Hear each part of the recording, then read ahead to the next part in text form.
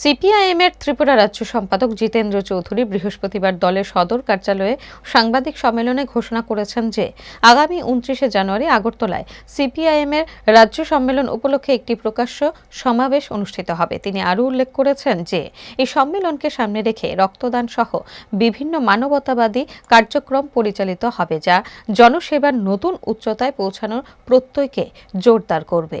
এছাড়াও তিনি এক দেশ এক ভোট নীতি সম্পর্কেও তার প্রতিক্রিয়া ব্যক্ত করেছেন। তাদের এই বক্তব্যের সার্বত্রিক প্রমাণ করবেন আশা করি।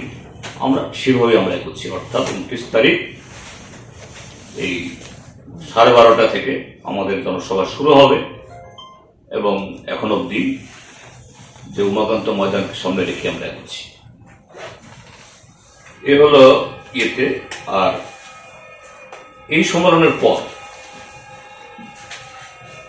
আমাদের এই প্রক্রিয়া আমি আগে বলেছি, একদম তৃণমূল থেকে সর্বাগ্র স্তর আগামী 2 থেকে 6 এপ্রিল আমাদের পার্টির সর্বভারতীয় সম্মেলন, তথা আমরা পার্টি কংগ্রেস বলি, এটা সংগঠিত হবে তামিলনাড়ুর মাদুরাই শহরে।